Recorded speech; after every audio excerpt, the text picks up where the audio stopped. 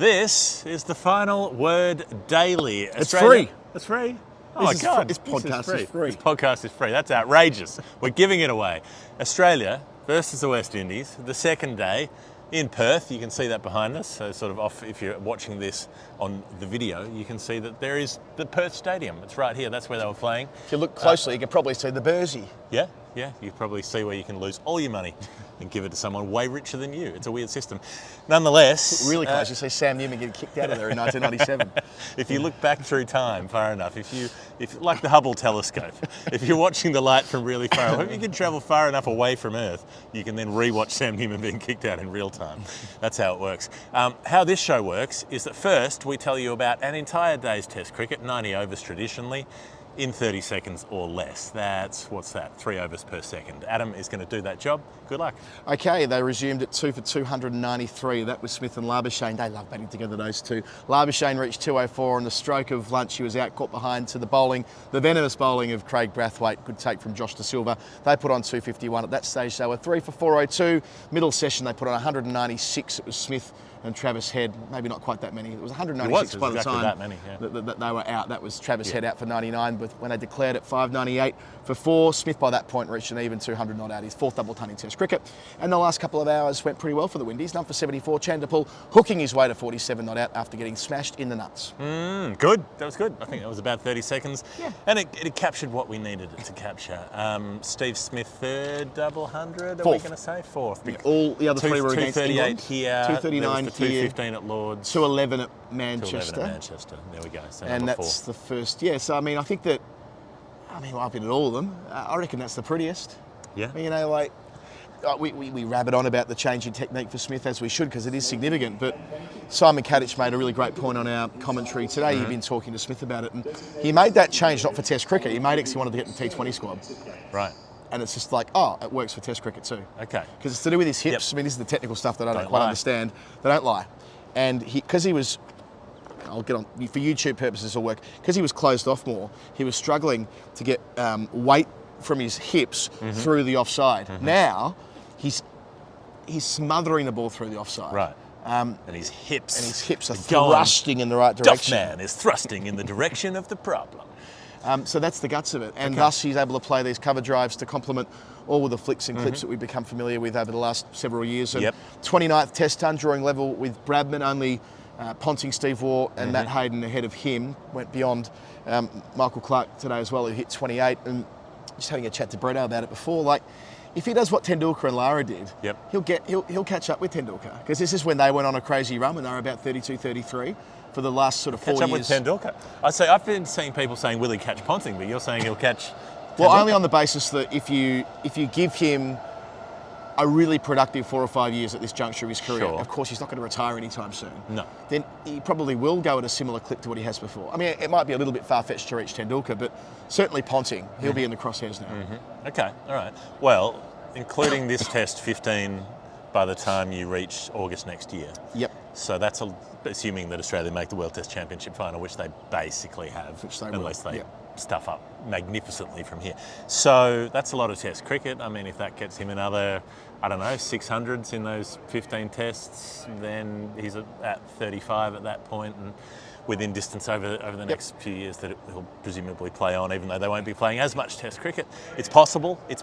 I find it really interesting, and I led my column with this today, that on a day when Marnus Labuschagne makes a double hundred, the story is still Steve Smith. And I don't think Marnus would mind. I think Marnus is the biggest Smith fanboy in the world and thus would be quite honoured in a way to be eclipsed by Steve Smith and not have to worry about it. How about Labuschagne's response when getting out for 204? Furious. I mean, he would have belted someone. Probably would have belted Steve Smith. Yeah. Had the opportunity presented. Because, I mean, I get it, right? Brathwaite slinging it, probably chucking it round the wicket. There is nothing in that. He's just lobbing it down there, but a bit of extra pace compared to the, what do we call it, Roston Chase these days? He just bowls right arm slow, right? I call him run chase because I think that's all everybody does. Just went back and feathered one through. The ball, 2 balls after reaching 200. He was just before lunch, so last over before lunch. It became the last ball before, and as he's walked, it took him until about, let's say, 15 metres before the rope to realise, fuck, I just hit a double ton. I probably should acknowledge all 4 points of the crowd and take my curtain call. Instead of just having a sulk because I got out. Look, part of his charm, I suppose. Part of his charm. So he added, exactly 50 runs today, resumed on 154. Yep. Had a couple of dicey moments. There's that pull shot off Kyle Mayers that he bottom edges just past his stumps. He nicks one from Holder through the slips. Didn't really hit it. There was that one decent boundary that he hit off either Seals or Joseph, one of the quicker bowlers. I can't remember which one it was. But, it was Joseph, I think, got on top of it and punched it away. But other than that, just kind of collected runs, just did the sensible sort of thing at that point. Makes the double. That's his second. I mean, he's got the most runs at this Perth stadium by a mile. They've only played 3 test matches here overall, but he's played in 2 of them and made a bunch of runs. He's got that double, the 215 that he made to match up with Steve Smith and Justin Langer. They've all got 215s. Isn't that nice? He made that at Sydney. He made 143 and 50 here. So you have extraordinary numbers here now. Yeah. So by far the clubhouse leader. Khawaja was second, but Smith would have gone past him with the double today. And then, it was really like the Smith going up the gears kind of show, which I liked. It wasn't just Smith grind it out because, like we've said with the technique thing, for about 5 years, it was just walk across to off stump and shovel the ball to leg. And I have such freakish hand-eye coordination that you'll never hit me on the pad. Yeah. And now he's like, I can actually score on the offside, and that's also allowed. He was driving through mid-off. He was going through cover much more often than he normally would. He was playing the cut shot to the, I'm going to say spinners in inverted commas, who bowled way too much. I mean, the West Indies had given up by the second session. Brathwaite and Chase bowled 17 overs in the second session. Brathwaite should stay here, take a trip to the University of Western Australia. Waite might be saying that, I'm sure.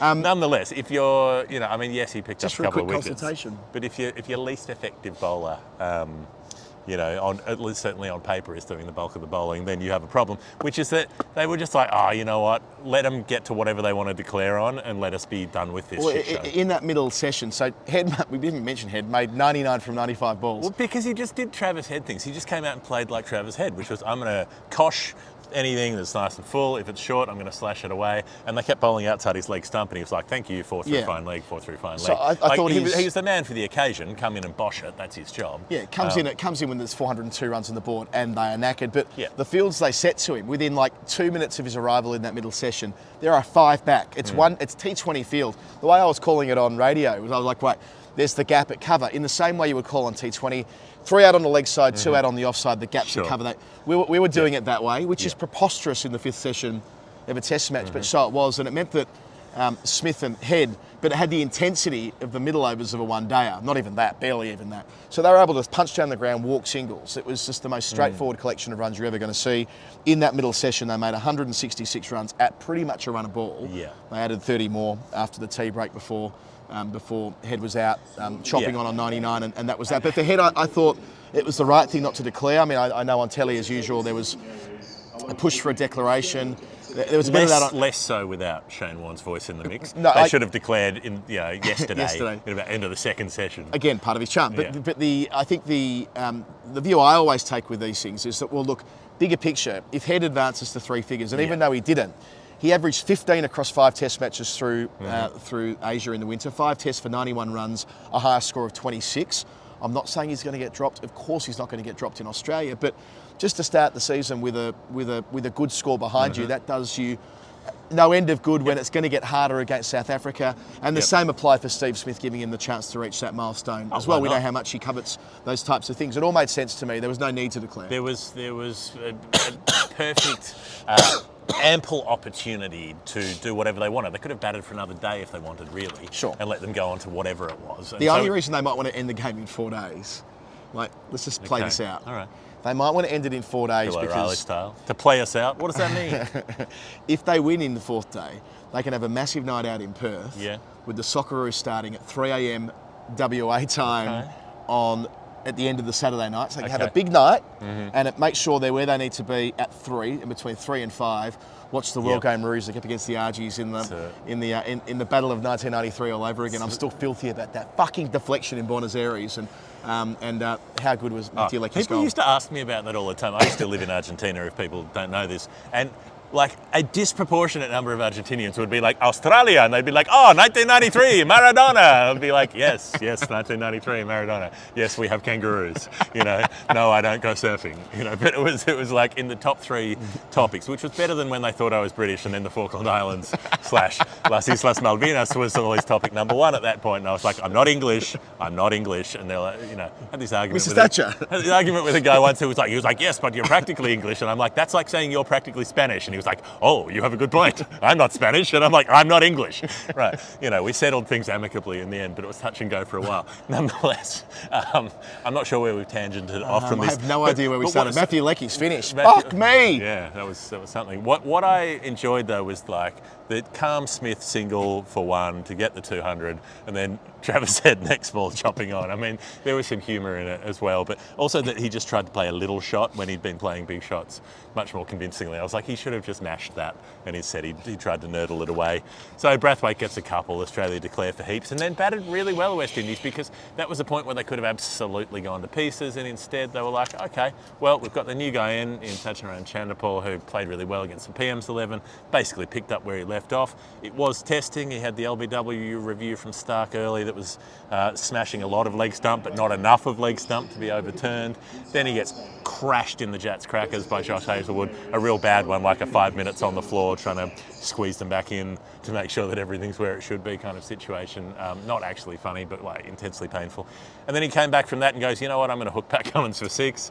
Then I'm going to play a couple of beautiful cut shots off Hazelwood, not even cuts, but up on the toes, punching through point. Even more, I mean, I think both of those, both feet were off the ground as contact was made in that, excuse the cliche, that flary Caribbean way, because there was the gap at point and he wanted to find it, so he had to lean back and get off the ground to make full contact. But he mostly wasn't flary, he was mostly very pragmatic. But he gets to 47, down the other end, Brathwaite's, I've got it written down, 18 from 79 rocks and Chanderpaul 47. But I really enjoyed the way that he not only took on the short ball and was successful in hitting that 6, but he kept taking it on even when they dropped the man back. Echoes of 1975-76 over the road here at the Wacker with Roy Fredericks and the Happy Hookers. But I think that's okay. Right? He's not a young player.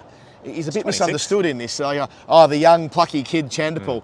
Take a look at his birth certificate. He's been around for a long time. He knows his game. And they did try and bounce him in the PM's 11 after reaching 100 last week. And Ian Bishop was making that point on commentary that like it makes sense that Australia were going that way, but also that if Chanderpaul's playing as well as he is right now, why wouldn't he back his strength? So yeah, play on it. And a couple of those on drives, it could have been his dad, right? I mean, across the stumps, through the onside, but almost like he turned it into straight drives because of the way he turns his whole body around. I mean, the opposite of what we were saying before with Steve Smith, and that when it comes off is so attractive with the full face of the bat. Talk about time travel stuff. You don't actually need to travel away from the earth at the speed of light in order to watch Shiv Chanderpaul bat again, because he's pretty much batting again right now. And you know, as has been pointed out by various sharp-eyed people online, there are players in this Australian team who played against Shiv and who are now playing against Tej. Final word Hall of Fame, thanks to woodstockcricket.co.uk. Josh Da Silva, the Woodstock representative in this series, and boy, I love him through the stump, Mike, when I think it was Smith on 99, gibbering away. You know, put it this way, I love the way he goes about it, and he's going to be an enjoyable part of the next 2 weeks in our lives, watching and documenting what he's up to in Australia for the first time. 20% off TFW 20. If you want to get a really good cricket bat, 20% off TFW 20 when you go to the Woodstock website. You punch that in, the offer code, it still stands, it's still good, it's just a little airborne, it's still good. It's there. Chanderballs. Chanderballs, Just the way he got hit so flush in the nuts, and as we were sort of going through on commentary, legs in the air, having your legs pulled back and forth like this is the new way to get you. So he's bum on the floor, physio out there, just rotating the legs through. What's the thought? It's like one of those manual egg beaters, you know, where you'd spin the wheel and then the things. Does it make the nuts churn in the right direction? Can you imagine being in that boat? Like the physio's like, right, on your back, sunshine. I'm going to get your legs spooling. That'll fix your balls up. So I admired him coming back and facing up to, I think it was Josh Hazelwood in the next wondering if it say clips the very outside edge, do they spin so much that you then need to be unwound? Is that how, like if you were picked up by the balls at that point, would the entire body rotate as you tried to get back to a normal position? I don't know. Can I offer an idea to you? Sure. Now, This is a forum for ideas. The final word is a forum for ideas. That's what we've always said. Drop a comment in on YouTube or on Twitter to the podcast replies if you see fit. You know how it's like 51% of the ball needs to be hitting the stump? That's because of the margin for error bit, right? That is because we accept the fact that projections aren't perfect. It's also because they're trying not to put umpires in the position where they have to gauge between 1 millimetre one way or the other. Yeah. So there needs to be a fat margin for error so that you're asking an umpire to do something realistic.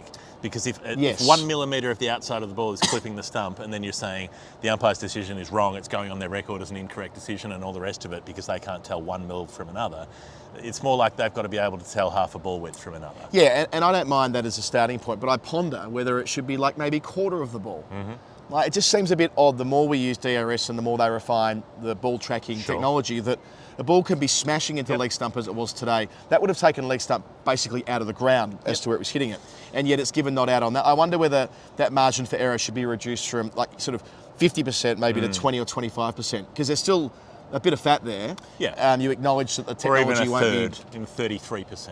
You know, even something... It just feels like one of those things that as we get further and further into the DRS story, that becomes harder and harder to justify. I've banged on about DRS a lot, but I'll reiterate the point that is that the margin for error is not because the ball tracking software needs that margin for error. No, it's for the umpire. It's because to give the umpires a fighting chance of making correct and decisions. I think originally it was to do with the ball tracking technology, wasn't it? They wanted to give themselves a little bit of latitude there, but either way. My last Hall of Fame is to myself. Okay. Having the foresight to have a 2-hour disco nap last night before the football. Good. I slept from 8:30 to 10:30 and I was still there for national anthems at 10 to 11. Wow. Gotta love the Perth time zone. Messi Jez, who lives in Perth, put this on Twitter. 20% of the world's population live in this time zone. It is glorious. Think about all the sporting events and when they start in Europe with the extra couple of hours or 3 hours as it is during daylight savings. I'm a big fan. It would make... People think I'm not a big fan of WA because of the Langer stuff. It's just not true. I love it here. It's great. And it would make covering cricket in England a lot easier from here as well.